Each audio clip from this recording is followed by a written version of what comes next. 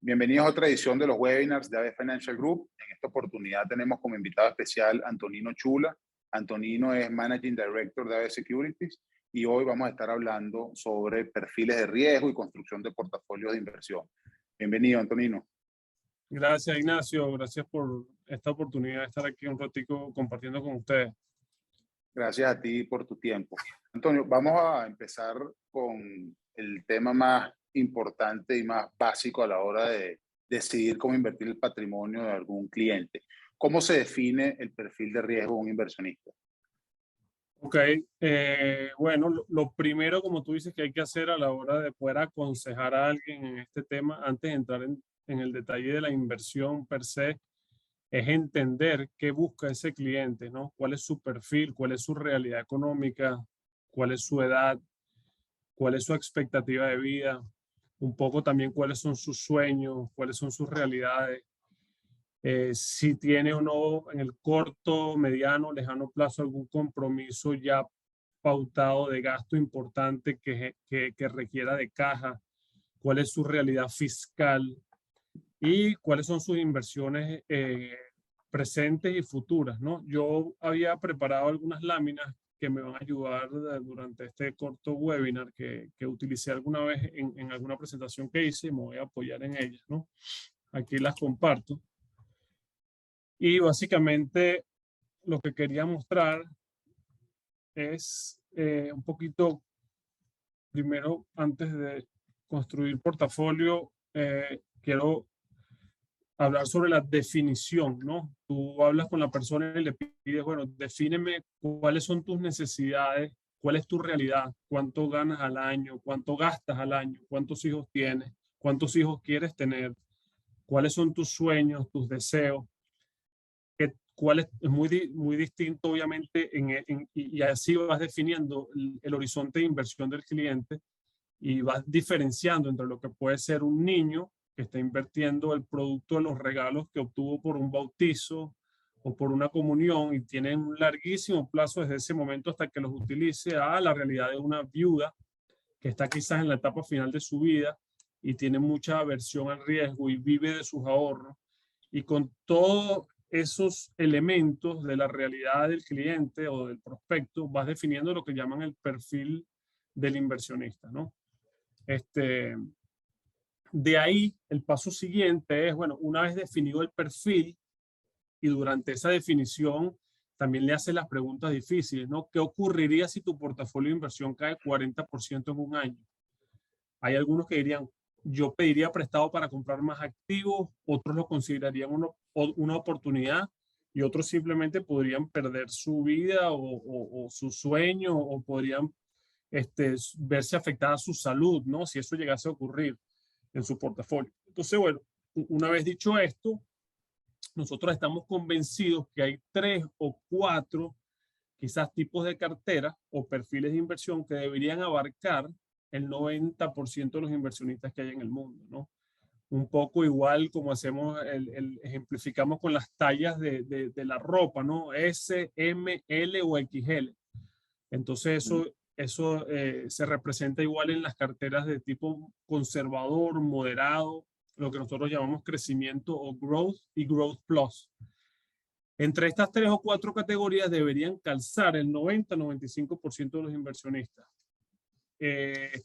Y ellas deberían, de acuerdo a su volatilidad esperada y su retorno esperado en el tiempo, satisfacer las necesidades de este 90-95%. Si de repente nos encontramos con un inversionista que solo quiere estar en efectivo porque es más conservador que la conservadora, a pesar que pueda perder poder adquisitivo de su dinero en el tiempo, dada la inflación y otros factores, él no necesita de unos advisors como nosotros para manejar su patrimonio, porque va a estar en cash. Y si consideramos a alguien más agresivo que el agresivo del agresivo, él toma sus propias decisiones de inversión y probablemente nosotros nos convirtiéramos solamente en ejecutores, ¿no? Entonces, bueno, definimos el perfil del cliente, vemos los tipos de portafolios que nosotros tenemos, definimos el horizonte de inversión y a esto le agrego una acotación. En el caso del tipo de manejo de portafolio que nosotros hacemos, como es por manejo de portafolio tradicional de inversión, la liquidez es muy importante. solo invertimos en instrumentos líquidos, que son líquidos de lunes a viernes, mientras el mercado está abierto. No tanto como las criptomonedas hoy en día que no paran, que son 24/7, pero después de las criptos, que es algo nuevo, esto es lo más líquido que hay. Monday through Friday, liquidez total de portafolio.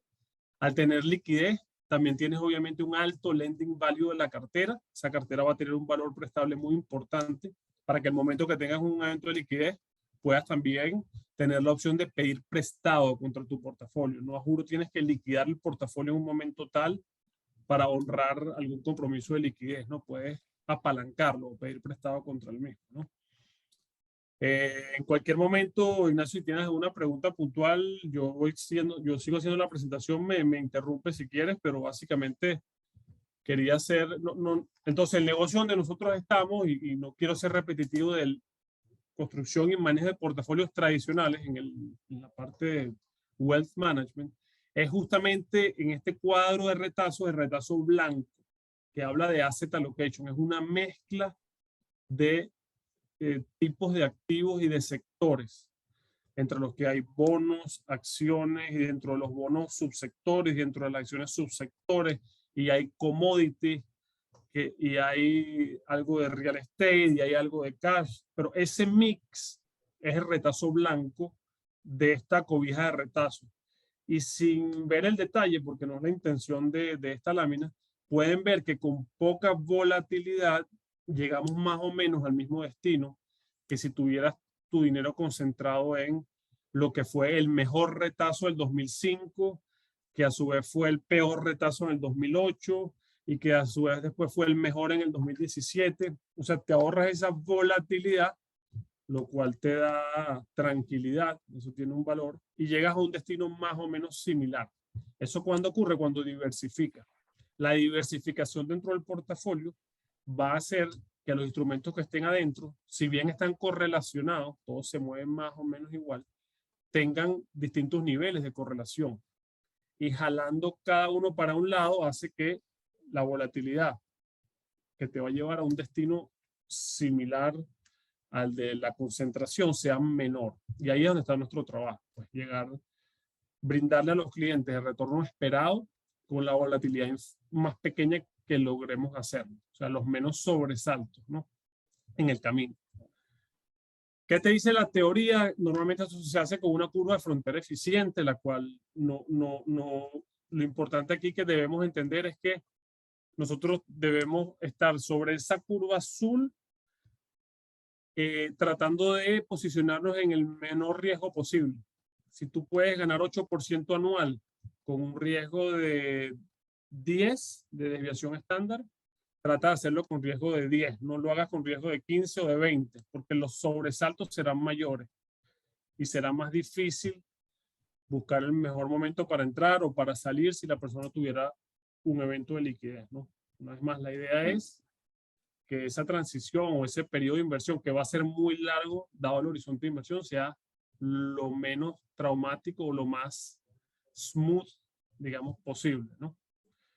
Y solamente paso rápido por aquí, ¿cómo lo hacemos nosotros? Es un análisis que llaman top-down. En este caso, además del manejo de portafolio tradicional de inversiones, no seleccionamos acciones como tal, sino más bien sectores, y no hacemos lo que llaman selección de compañías o stock picking, sino mucho en la parte de acciones en índices, que son ETFs, y preferimos estar en el sector correcto que tratar de adivinar, además del sector, la empresa correcta que lo va a hacer mejor que sus pares. Entonces, bueno, eso es un poquito cómo nosotros enfocamos la parte de, ya cuando vamos a la selección de los activos, ¿no? Esos ingredientes que van a construir la torta donde va a estar invertido el portafolio. Perfecto. Antonio, sí. Dos preguntitas que nos llaman la atención, ¿no? ¿Cuáles son las premisas básicas o los principios que ustedes como asset managers esperan que tenga un inversionista? ¿Cuáles son las características que esperan que tenga un inversionista? Bueno, gracias por la pregunta, Ignacio. En realidad, la característica que más apreciamos, digamos, que más aconsejamos o que tratamos de nosotros mismos tener a la hora de invertir, y nos gusta que nuestros clientes lo tengan, es la disciplina. Ser disciplinado. Y eso va acompañado de tener una visión de largo plazo, no ser emocional.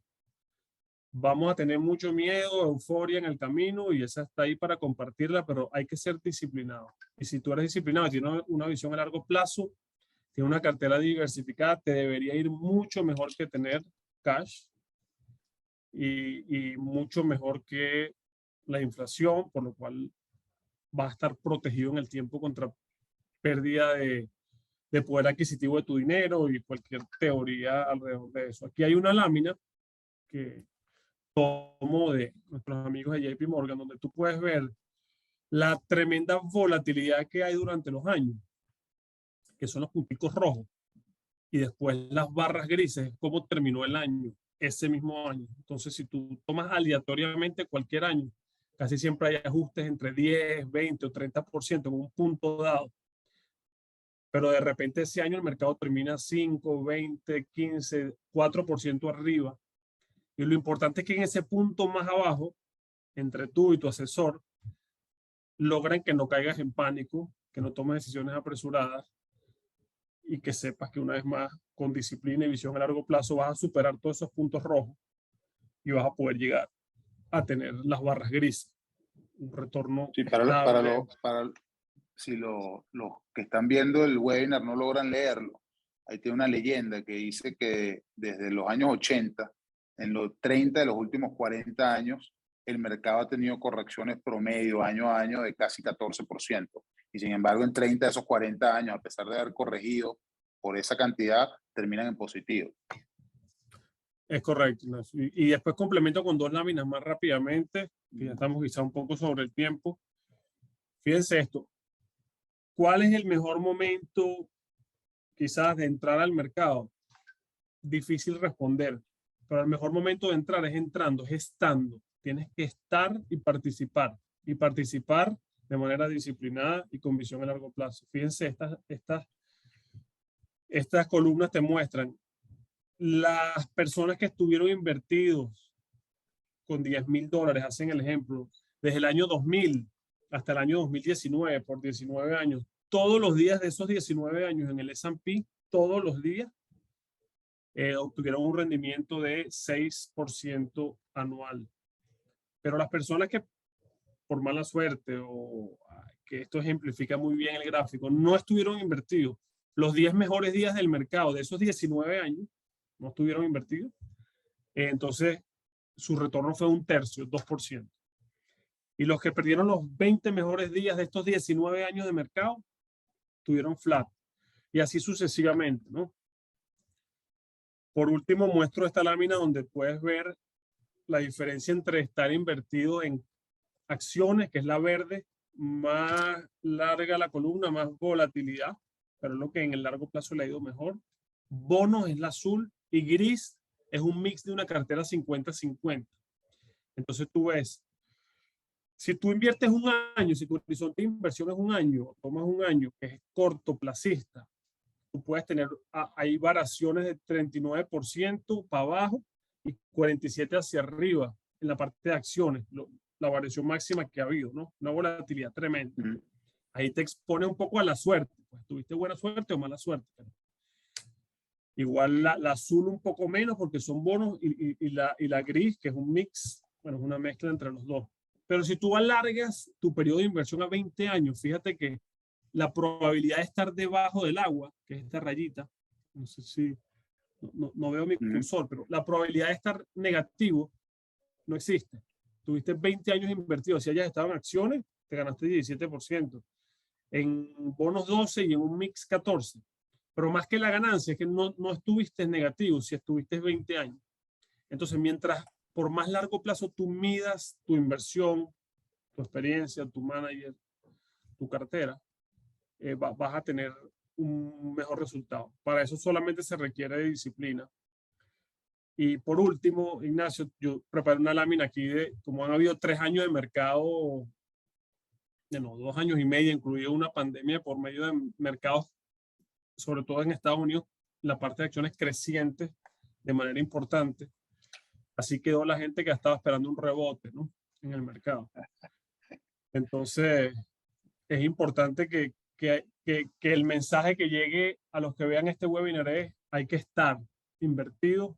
No sé si estoy entrando en el punto más alto, ojalá no, en el más bajo, ojalá sí, pero más que tratar de adivinar eso, yo tengo que estar invertido y estar ahí por un largo plazo, y eso va a traer frutos, ¿no? No pensar que soy capaz, y nosotros pensamos que nadie es capaz de hacer lo que llaman market timing o ser adivino, ¿no? Eso es jugárselo un poco a la suerte. Con eso yo termino lo que tenía planificado. Ignacio, no sé si tienes alguna otra pregunta.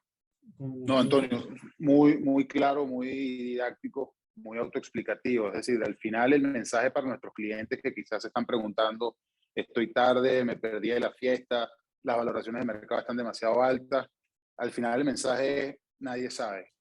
Y hacer market timing es una habilidad. Tener la habilidad de timear el mercado es algo casi inexistente, que muy pocas personas saben hacer. Entonces el mensaje es disciplina, invertir quizá en unos tranches y horizonte de inversión a muy largo plazo, básicamente, ¿correcto? Así es, Ignacio, así es. No, muchísimas gracias una vez más por la oportunidad, y disculpen si me excedí por 2, 3 minutos de tiempo estipulado. No, muy bien. Está muy disciplinado con el tiempo. Te agradezco muchísimo, Antonio, tu tiempo, la explicación. Estoy seguro que va a ser un webinar muy interesante, con información muy interesante para nuestros clientes. A nuestros clientes, muchas gracias por el tiempo otra vez, por escucharnos, y nos vemos en otra edición de los webinars de AVE Financial Group. Chao, Antonio, muchas Gracias a gracias. todos. Chao.